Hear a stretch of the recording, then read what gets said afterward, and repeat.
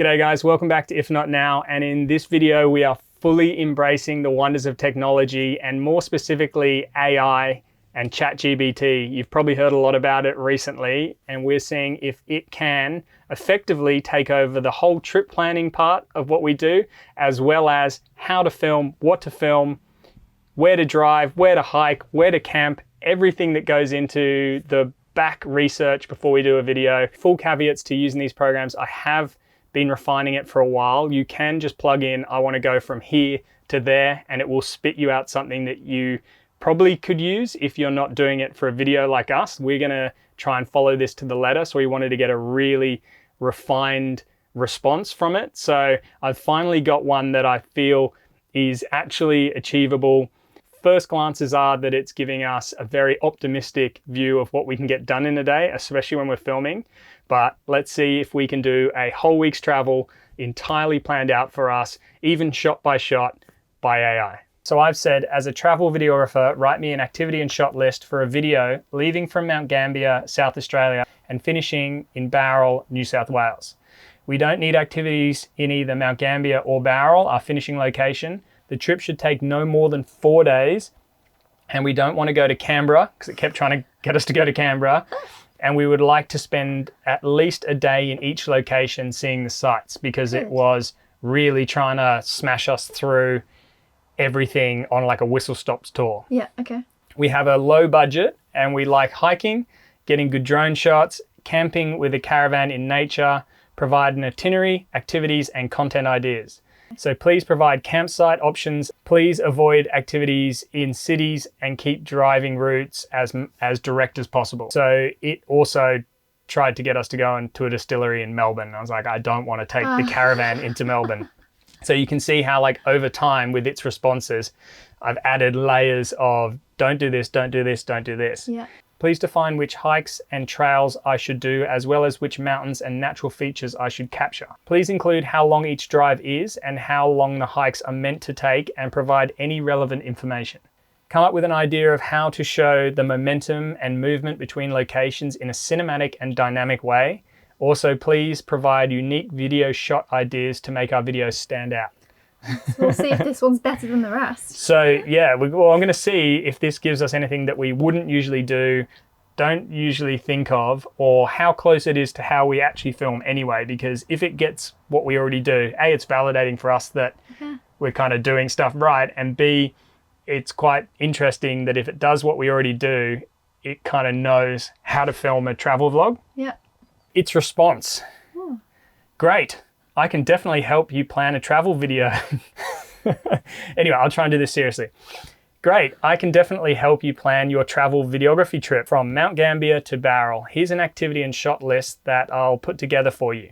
I mean, I love the fact that I haven't had to sit here for hours and hours and hours and come up with this list. I'd say I've had to sit here for hours and hours and hours getting it to refine it to give us this list. One downside has been that every time I ask it the same questions, even if they're identical, it will give us completely different information and different itineraries. So that can be a good thing and a bad thing. One being that if you wanted to do this trip and you wanted 5 different versions of it to pick from, you can just ask it the question 5 different times and it will give you radically different or quite different options that you can go and execute. So if you're looking for inspiration, I think it's a great tool, but we want to do one specific video. We want it to plan out our every movement and what we're going to do, what we're going to see, where we're going to camp, how we're going to get there, just about everything, including the videography shots.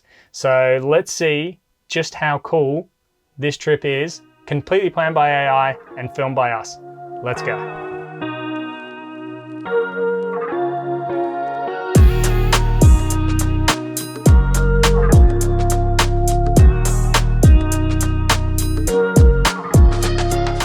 Day 1, drive from Mount Gambier to Halls Gap, Grampians National Park, which will take approximately 5 hours. Set up camp at one of the camping grounds in the Grampians National Park and capture some of the drone footage of the park's stunning natural scenery, including its rugged sandstone mountains, waterfalls, and abundant wildlife.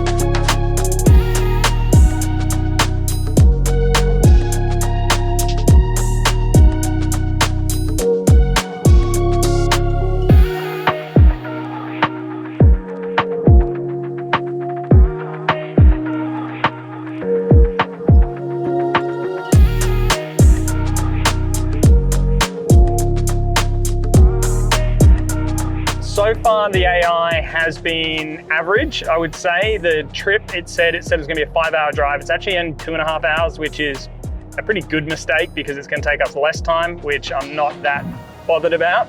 And the other thing is the sites it suggested for us to camp at were all caravan parks. Now, caravan parks aren't really our vibe normally, and the ones that it was suggesting were around 60 to 70 bucks a night, which isn't ideal, seeing I said low budget in the description. We have found some alternatives that are nice little bush camps that are more our vibe. And even if we wanted to try and get into those caravan parks, they're all fully booked. Using AI last minute, obviously not ideal. If you'd booked ahead of time, probably would have been fine. However, we are changing up the plans because we just can't do it. We can't execute what it wants us to do, so we have to find alternative accommodation. So got a great little farm stay we're going to, and I think that's gonna be way more our vibe anyway. So AI off to a bit of a rocky start. Let's see how it goes with the rest of the trip. Just pulled up at camp. Not one of the AI recommendations, but if you're coming to the area and you want to know where we're staying, because it's pretty damn beautiful. There's some kangaroos behind us, kangaroos in the paddock. We saw some emus as we were driving in. Wildlife here is so abundant. The place is called Grampians Old Man Emu Stay. And as Duncan would say, it's a vibe. It's cool. You've got to be fully self-contained. There's no toilets or facilities, but you can pick your site. Everyone's got a little fire pit. It's actually not that little, it's pretty large.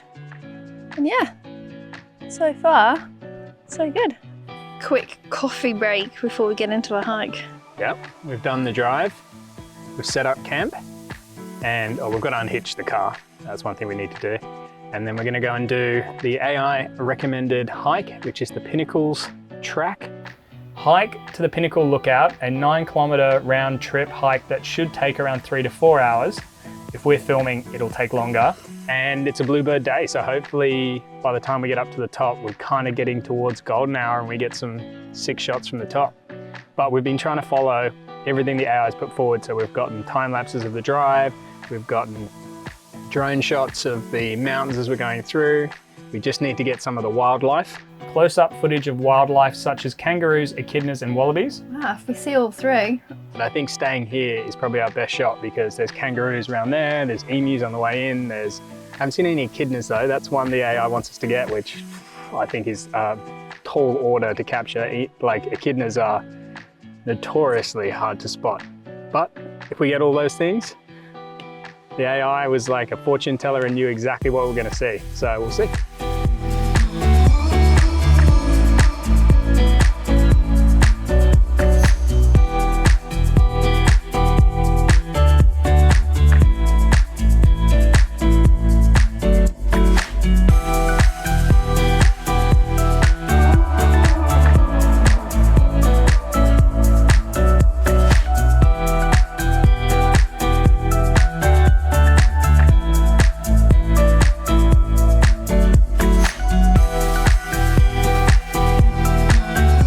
Started the walk, doing a quick detour through the Grand Canyon first.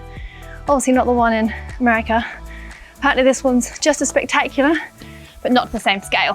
When it says Grand Canyon, yes, I know it's not going to be as big as the American one, but I do think it might be bigger. It's cool, it's interesting. Yeah, 5 out of 10, this little bit. I think the Pinnacles is going to be a lot better, so I'm keen to get up there.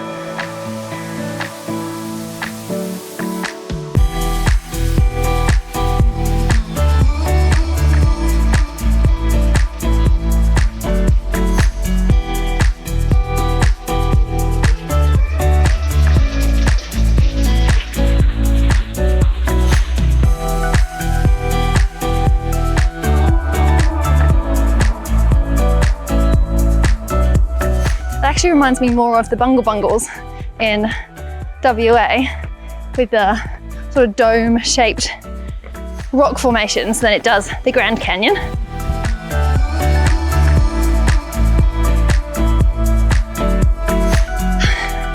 Surprisingly puffed.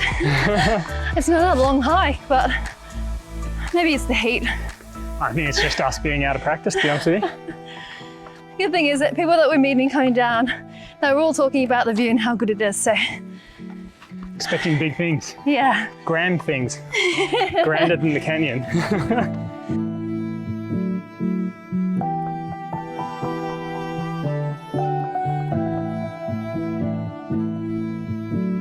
How's the view? Say the canyon is grander from the top looking down into it. Because you see all the rock formations and all like the layering and really cool shapes of it. When you're in it, you kind of don't see the coolness of it, but looking down into it, definitely raising my mark from a 5 to a 6.5. 6.5. A solid 6.5. Yeah, I'm going to be a harsh marker on this one because I want to save my points for the top of the pinnacles because it's meant to be amazing. Maybe you get a 10, who knows? Woo!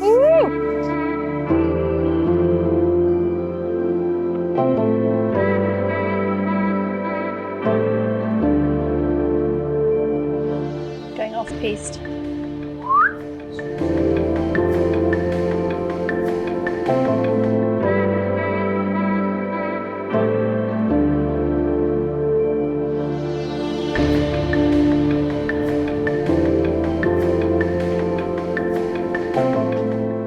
Just taken a detour into the Echo Cave. Oh wow. Which I'm hoping has an echo. Echo! Yeah. Pretty good acoustics. Yeah. Or echoey acoustics. But just saw a tiny little sign painted in white writing saying the Echo Cave. And you kind of clamber up some rocks and then it opens up into this epic echo chamber, effectively. Very cool. Is there an echo? Echo? Echo. Oh, oh, oh, oh. Not one like that, but there is a slight echo. It's like a shadow.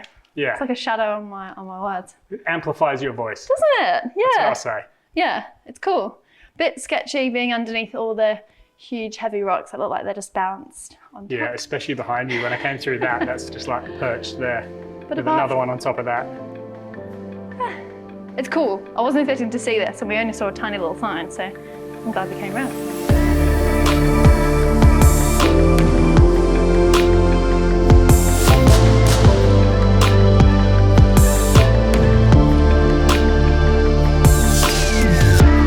Always nice to be surprised on a hike and find little hidden spots.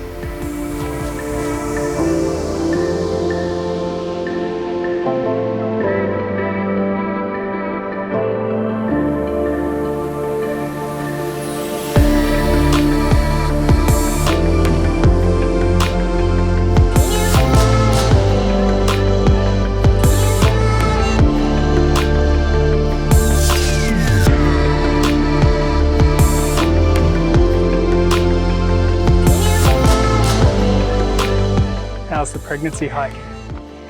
It's okay. Is it harder work being pregnant? Hard to know whether it's the pregnancy or my fitness levels. Or the heat. Combination of all three. It's okay. At the minute it's okay.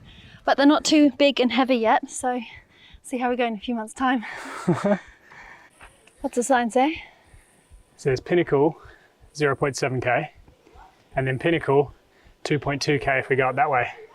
So I'm guessing one's just a longer way to get there.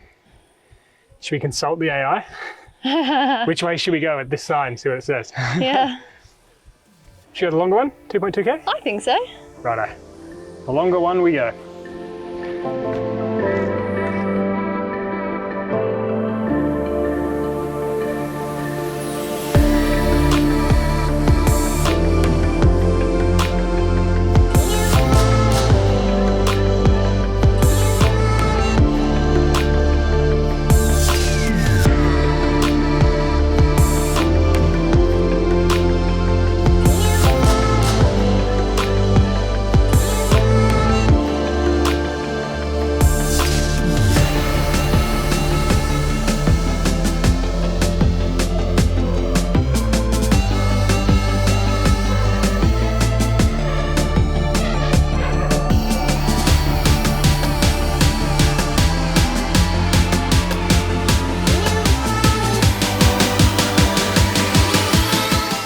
shot idea. Drone shots of the park's panoramic views.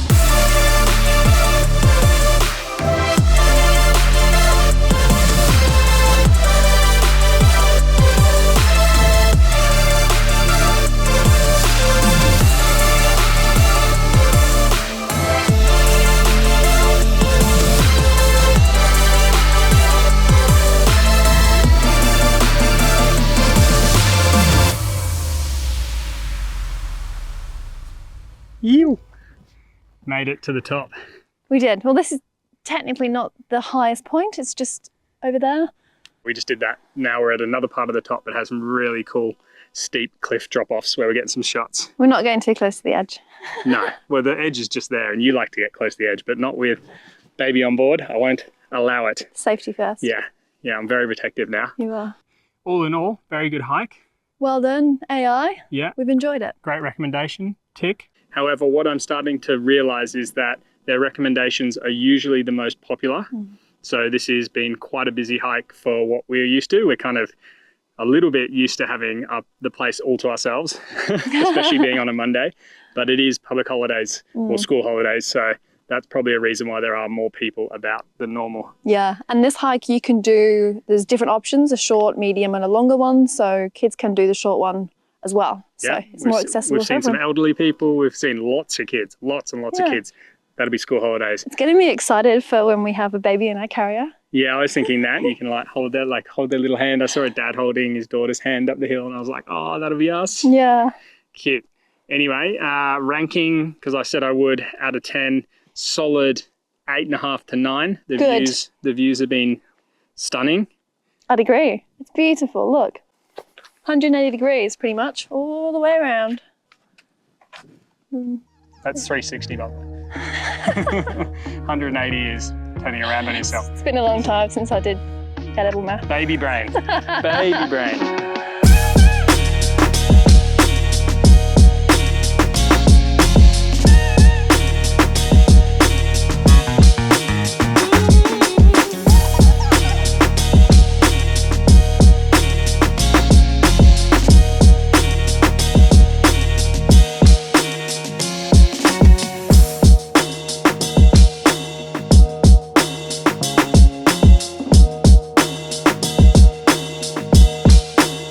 Top tip, go the longer route up to the pinnacles and then take the short route back because A, it's always nice to do a short route when you've been to the top, and that little way through there was lovely. Really cool, you follow this little crevasse all the way up. It's very cool. I'm glad we did the short way back and didn't try and do the long way again. Very good.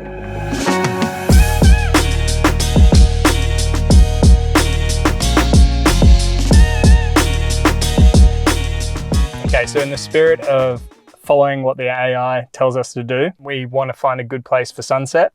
So I typed into the app version of Chat GPT and asked their AI where the best place for sunset was, other than the pinnacles, because we've just done that. And it goes, other than the pinnacles, the best places for lookout are Bowral Lookout.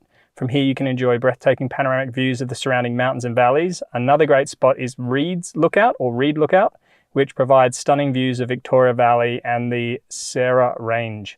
Both of these lookouts are easily accessible and offer spectacular views of sunset. So we got to pick between these two. Should we go for Reed? I think Reed might be a little bit closer. Okay, we'll do Reed Lookout. So AI telling us where to go for sunset. Let's go.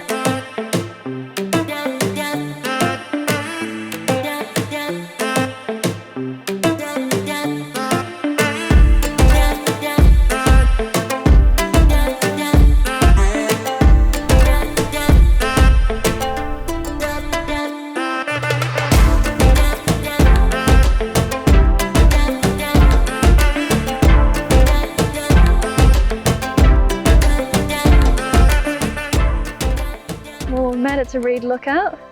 We've got about 40 minutes, I think, till sunset. 30, 40 minutes, yeah? Yeah, enough time to find a good spot. Hopefully.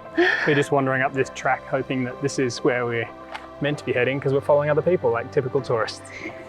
We'll see how we go. Yeah, the question is, shoot the sunset or shoot a nice glow over the ridges to the opposite side? The view looks too good from every angle, so I'm getting my camera and we'll do a sunset off. Who shot it best? I'm not kidding. No, I am kidding. I just want to capture every angle, so mine will face away from the sunset, capture some hopefully nice lighting. Don't still get the sun going over the ridge. This is how busy it is.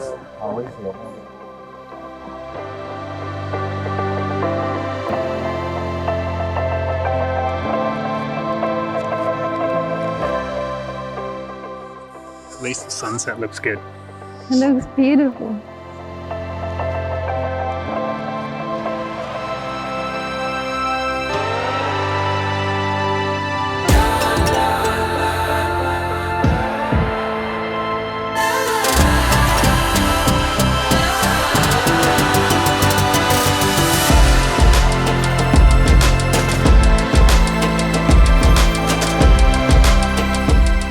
Time-lapse footage of stars over Grampians, so that'll be an astro shot. Weather depending, yeah. Yeah, you're going to need no clouds to do an astro shot.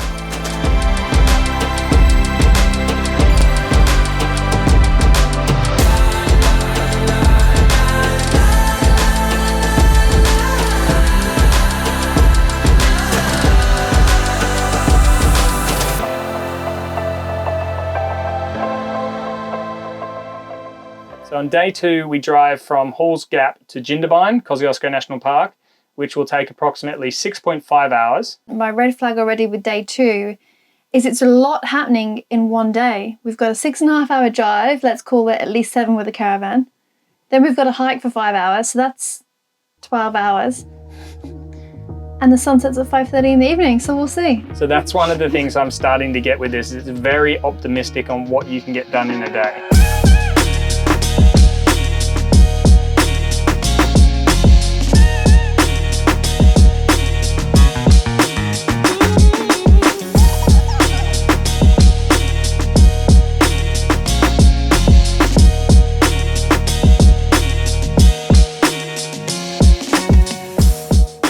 Day 2 of seeing what the AI can do. And I've got to start by saying we're really tired. That hike took it out of us yesterday. Plus we had a later night than we wanted to. We stayed up, well, Dunk stayed up mostly doing an astro because that was what the AI said would make our videos look cinematic and beautiful and a nice way to capture the landscape, so tick.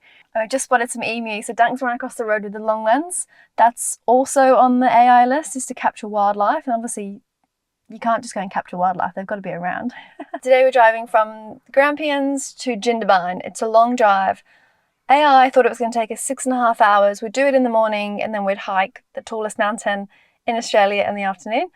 Turns out the absolute shortest route I can find is 9 hours. So not 6.5, 2.5 hours longer, and you know, with a caravan and stopping for fuel, it's not 9 hours, it's 10. That route actually takes you down the Alpine Way through Kosciuszko National Park, and I've been chatting to a few people online and no one's recommended we go that way, and in fact I think there's actually some signposts along the route to say it's not suitable for caravans. So I wasn't expecting AI to know which roads we can go on. If you're going to use AI, you've just got to sense check your route and make sure you're comfortable with the road it's going to take you on. So we're going to take the more scenic route and go across to East Gippsland, up to Cooma, and then into Jindabyne. So 10.5 hours on Google Maps is at least 11 stopping for fuel. So we're not hiking today. He's back. Yep, we got some of our AI requested wildlife. Got some emus in that paddock there, which is pretty cool. They're having a little nosy around, eating grubs or whatever. Yeah, so we got emus. Yay, tick. Wasn't on the list. They had echidnas, wallabies and kangaroos. But I think emus count. I think so. Yeah. I think they're cool anyway. So yeah, emus down. Now for the epically long drive to Jindy and Mount Gambier.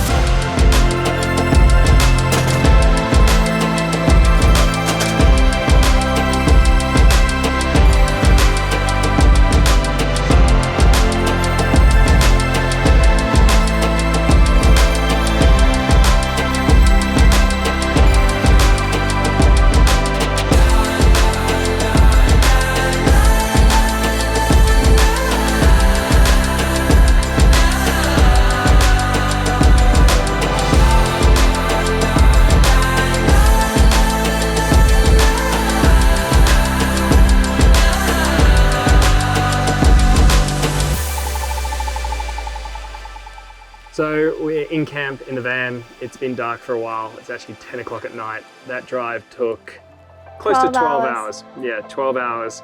Stopping for fuel, lots of mountain passes, so we were burning through fuel. I don't know how the AI got it's gonna take 6 hours. It's time for bed. I'm absolutely shattered after driving all that way, and we'll show you camp in the morning. Righto, sign us off. Night.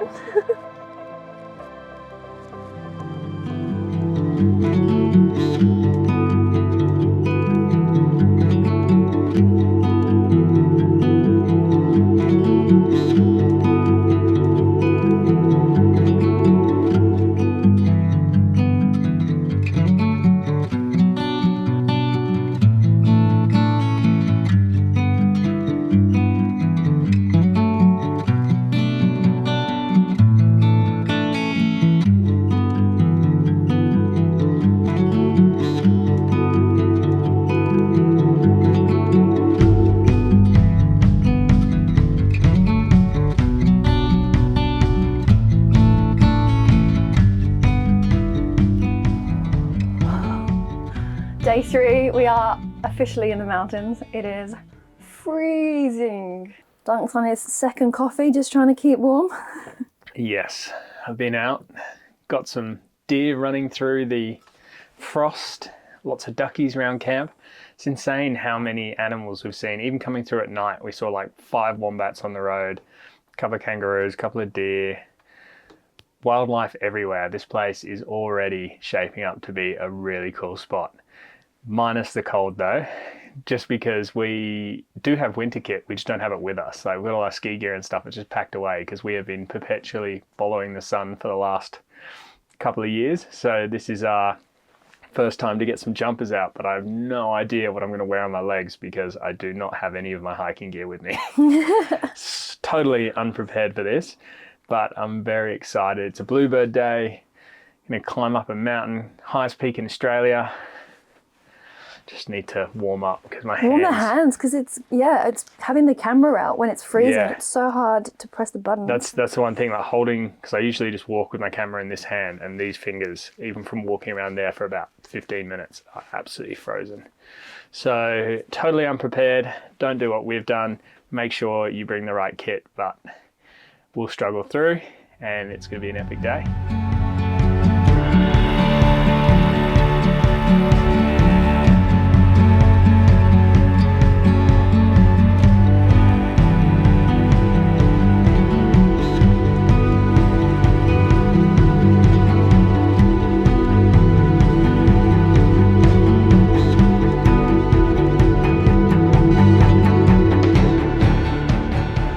Our AI recommended campsite. Well done the AI.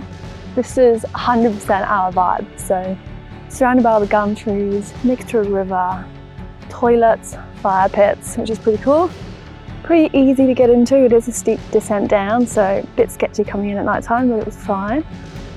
And this one is Thredbo Diggins. It's the closest one to Thredbo. That's why we chose it. And it's technically free. Here are all the birds. I love it. Technically free, although you've got to pay $6 to use the online system to book, which you have to do. So technically it's $6.09. So AI, well done. This one's sick.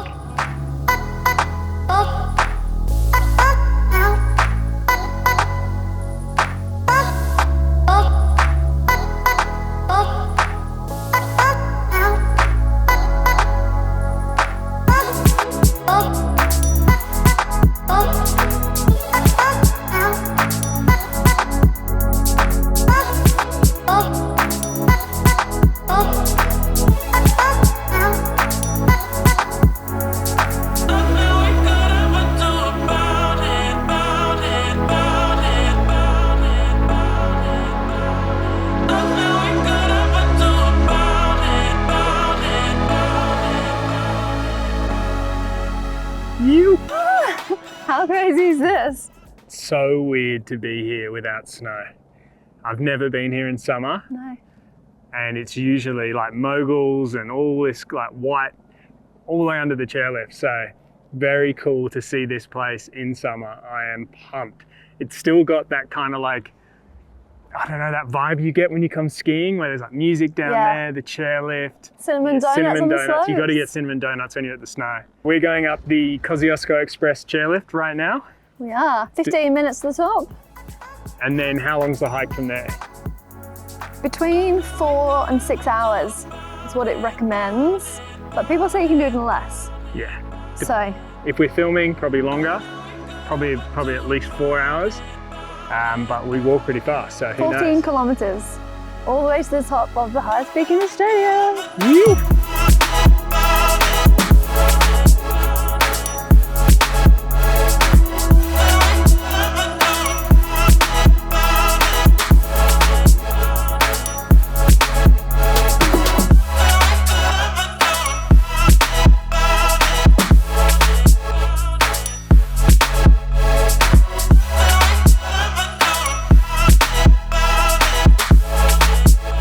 Crazy landscape, really rocky, really low kind of shrub. Well, shrub's probably the wrong term. Vegetation. Yeah, like a little mat, almost like moss, but a little bit higher. And they've built this steel sort of walkway along most of the track coming from Thredbo to, I guess, make it easier and more accessible for a lot of people, but also to protect all the scrub. Yeah, so you're not walking on the vegetation, damaging it. And it's really nice and grippy as well, so far it's a pretty easy walk. Yeah. Very easy.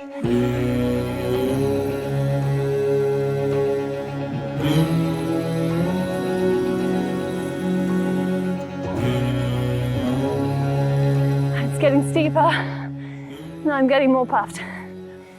No puffs from Duncan. Oh, a few little puffs. Not Baby audible. puffs. Baby puffs.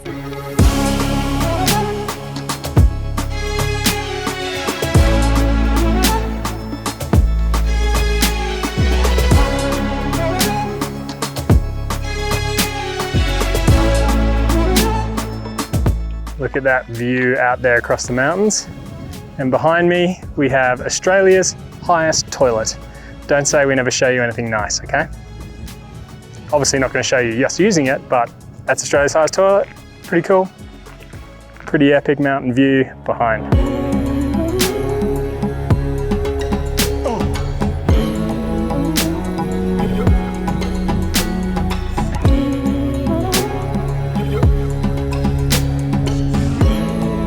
And we're off the steel path now. So that ends at Rawson's Pass, which is the toilets.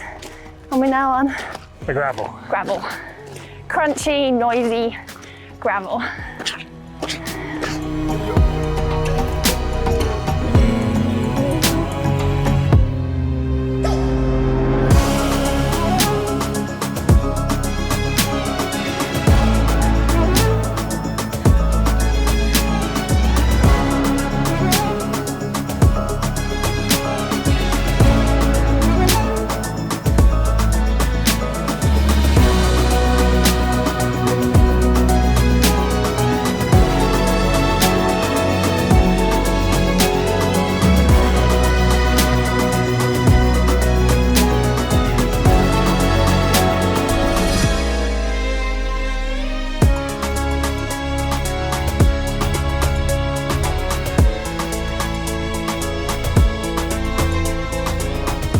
Sketchier going down.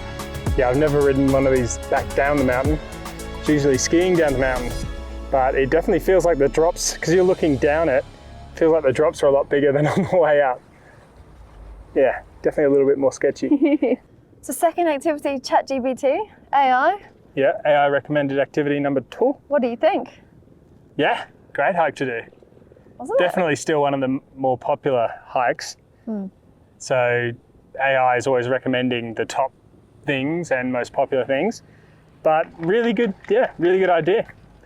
Love it. it? Yeah, totally unique. Not a really challenging hike, not lots of scrambling, but just incredible views. And how nice that now we're just getting to sit and chill. A chairlift on the way down, yeah. Oh, this is luxury. Well, I mean, we have walked 10K or more actually, 13K. 13K. And you could walk this last little bit, but why when you could just go on a nice little, even your legs just feel like, Yeah, my legs are tired. They're gonna be sore tomorrow. Very good. Thank you, AI. This is a good one. Thank you, AI. Yeah. It's not a person. Wow, it's becoming more like a person, isn't it? Becoming more like It's got a human. ways to go. Yeah.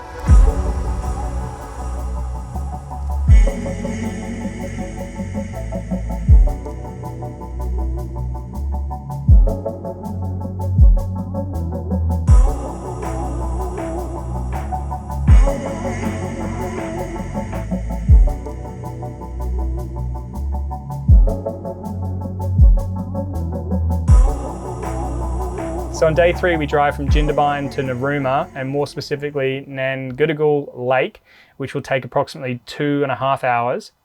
Time to leave the mountains and head to the beach. Google Maps says 2.5 to 3. We can trust Google Maps. The AI we're not listening to anymore because it is radically underestimating how long things take, and that's why we ended up staying another night here in Kosciuszko or Threadbow Diggins, purely because we did the 10K hike, got in late the night before, and we're just shattered by the time we got off the mountain. So we just chilled last night, got up early this morning, everything's hitched on, packed away. Yeah.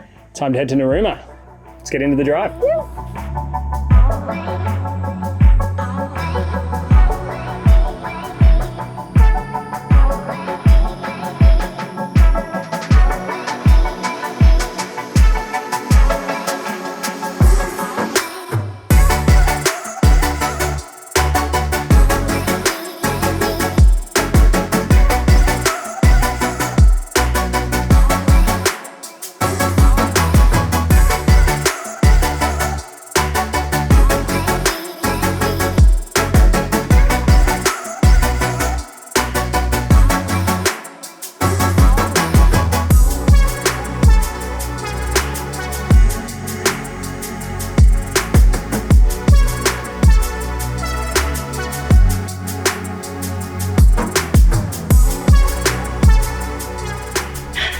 How's this part of the drive? Yeah, it's pretty steep. It's definitely a little bit like some of those passes in the Southern Highlands going down the mountain to the ocean. Don't know if it's quite as extreme as those ones, but it's definitely steep. So I've cranked up the brake sensitivity, electric braking up to about 7.5, 8, and I can always go a little bit more. So the caravan is just, when I hit the brakes, it's pulling me back. So I know that I'm not trying to brake with the car, and I'm just gonna take it super easy and be a very cautious driver. Yeah. Very good. Safety first. Safety first, always.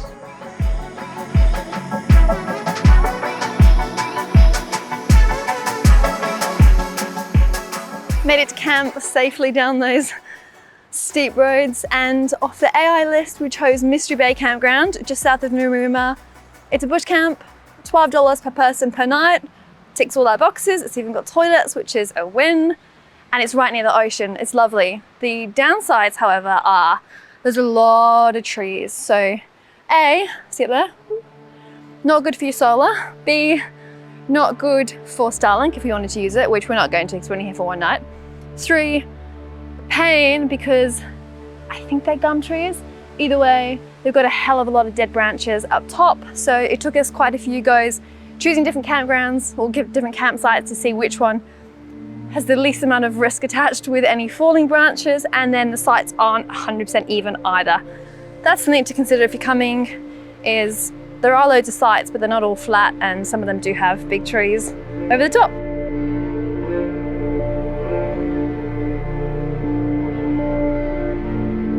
Set up camp on one of the camping grounds in the area and capture some drone footage of the surrounding forest and coastal scenery.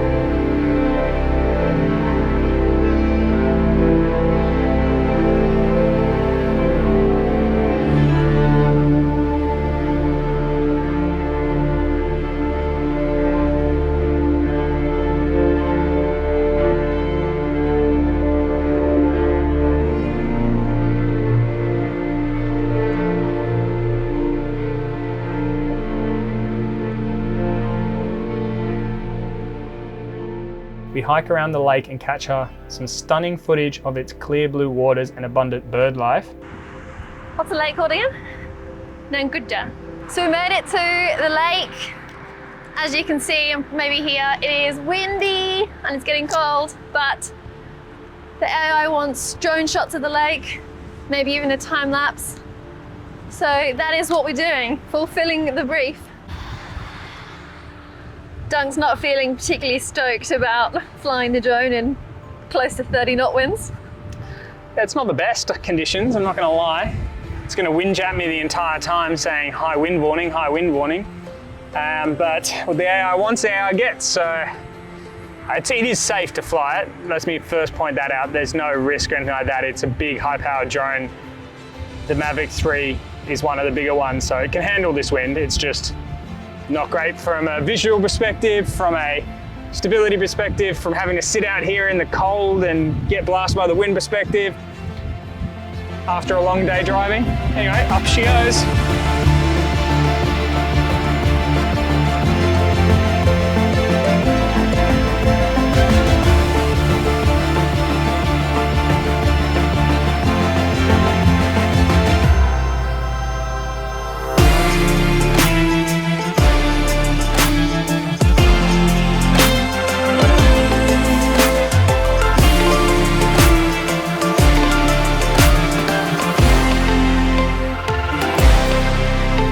Time-lapse footage of the sunrise and sunset over the lake, drone footage of the surrounding forest and coastline, close-up footage of the lake's residential bird life. So we've been driving around and walking around and desperately trying to find somewhere to get these nice shots of the lake, but it's really hard to get to the lake. There's lots of private properties and dead ends and nowhere to really get in and see the lake. So don't really know which lake the AI was referring to, but we haven't been able to find it. So we're gonna head up to where I flew the drone over, which is like a coastal walking track. Hopefully we get the sunset from there. But AI, once again, no idea what lake you want us to film. The one you wanted, we drove pretty much down every track we could, but nah, not there. Hopefully we'll get there by sunset. We found somewhere for sunset. It's a lake and the sun is setting behind it. It was an absolute gamble coming down this bush track, but it has paid off. Woo! We are just getting the last of the light. It's not setting yet, but it's going behind the trees, so I don't know if I can use my camera to get birds and wildlife and the sunset, but I'm going to prioritize the sunset, maybe put the drone up, maybe get some birds on it. Got to see some birds first.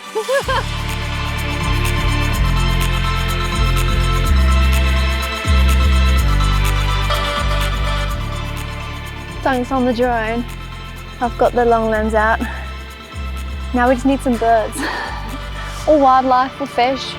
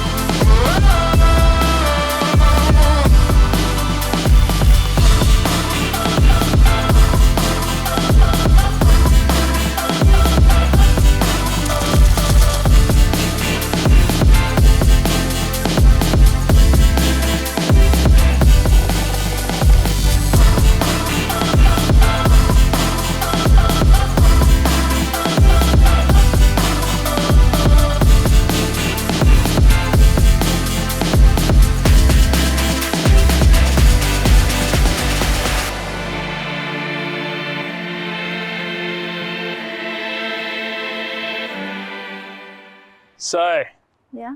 final thoughts on AI-led adventures. Do you reckon it's a thing? Is it going to take off? I think it's at a really interesting place. Novel, interesting, good place to start.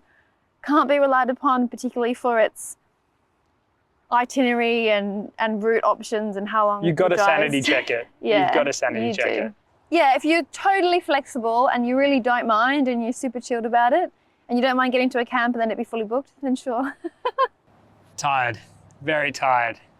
This brings us to the end of the video. We hope you've enjoyed our AI-led itinerary and shot list and kind of videography project. And I think the AI has done pretty well, to be honest. I think it's really suggested some awesome things. It's taken a lot of heavy lifting out of the start of the planning phase. Yeah. It lets you narrow down on the activities you like to do and then suggests you them along the way. So definitely a good place to start. AI definitely has its place in traveling and can save you a ton of time on your initial plan, but then you have to sanity check. You have to go through, review, book things in, make sure things are open, really, like when it's fully integrated with the web and can real-time update information to you and change itineraries based on what it's crawling the web to find, then I think it'll be absolutely nuts. But at the moment, it's still useful. It's just not the be-all and end-all. You can't be super lazy, just plug it in and hope for the best. You do need to do a bit of research. So yeah, all in all, loved our AI adventure. Yeah. Absolutely knackered from all the driving and crossing 4 states in 4 days. And we're gonna leave you with this lovely little time lapse to close out the video. See you in the next one, guys. Cheers.